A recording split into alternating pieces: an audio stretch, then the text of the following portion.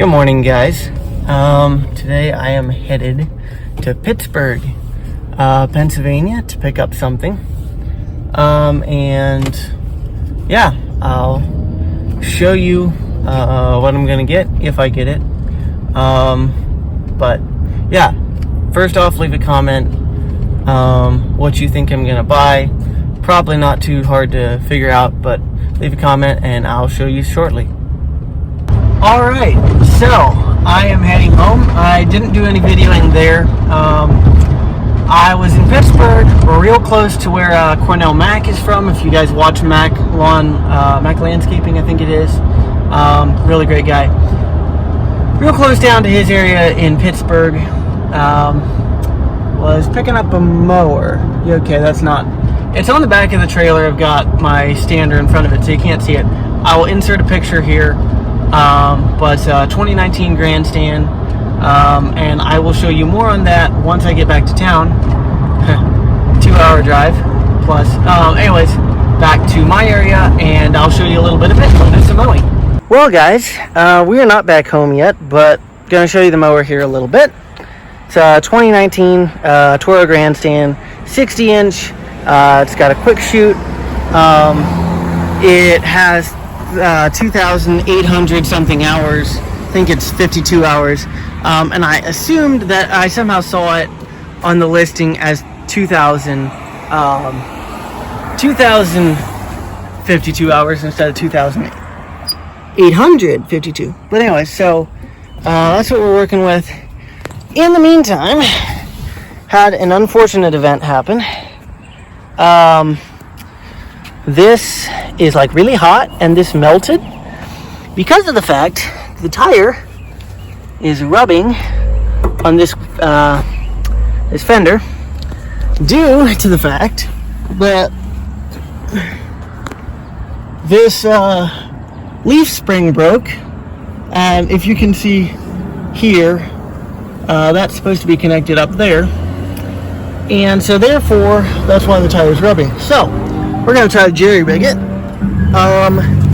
and see what we can do to drive it to a trailer place. Well, guys, this is why it's important to have tools in your truck, have an impact, bits, stuff like that. So I went and pulled some of these wooden blocks off of here. There's one here, one over there for a weed eater rack, one there where those holes are. And I might pull this one off yet too, which is just holding these two pieces together a little bit better. Got my bottle jack for the spare tire kit from the truck. And so what I did there, I jacked it up, and if you see the back of the trailer is sitting on the caster. It's not high enough, but it's going to work for right now. I'll get it higher in a little bit. So then I use this ratchet strap to pull the axle this way, to center it a little bit better. The tire's not completely worn out, but it's a good thing I've got a tire appointment for tomorrow. And then what I'm going to try to do is wedge a 2x4 or two in here. I think one's going to be fine, but we're going to do that and then screw it in place, and as best secure this as possible so that so that I can drive it home. And I'm gonna use ratchet straps to hopefully hold it in place, and hopefully that's gonna work. We'll see. I'll show you, or I'll update you here in a little bit. Well, I'm here at Rural King. I think I got what I need, hopefully. It's the only spring they have. I'm just praying it fits. I think it does. I think it will. I jerry-rigged it and it kind of made it here. I mean, it did. Like 40 minutes, so just fingers crossed that it works. Alright, guys, so just about to start this project. I'm glad for the tools I have, let's just say. Very grateful I have what I have. This thing looks like it should fit. All the measurements are the same, and actually I was wrong. This thing, it actually held together quite well. I just saw it wrong. So those blocks are still up here. The one on the back is still there holding it in place. Ratchet straps all here. Like, honestly, I almost think I could have made it further than I did.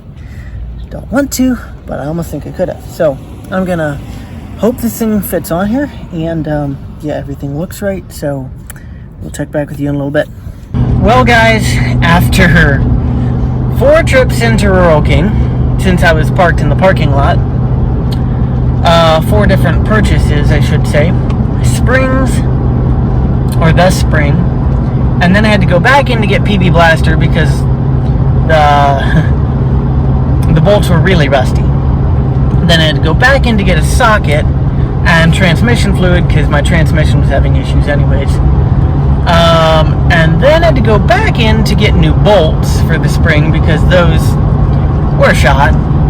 So, $150 later, and 7 hours later, did I really save time and money by driving all the way out to Pittsburgh to buy a mower?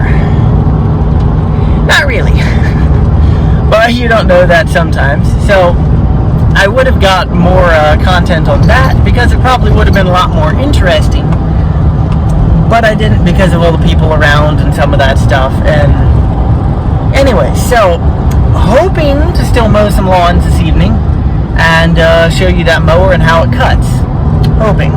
So Lord willing, if I get back to town in time. Right now it is 6 o'clock. Fortunately, the lawns I'm going to be mowing are uninhabited. Investment properties, a church, a mechanic shop, stuff like that. Doesn't matter what time of the day or night I'm there. So I'm going to still try to do it anyways. So anyways, we'll catch you then.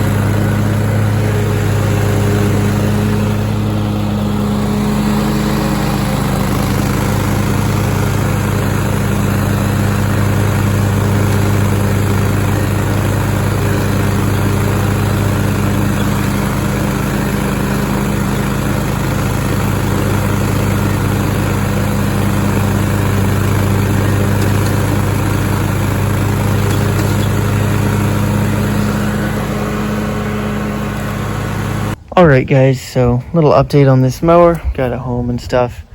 It is a 60-inch mower, 2019 Toro Grandstand. It has 2,853 for maybe 52.8 hours. It has the Color Command ECV 740.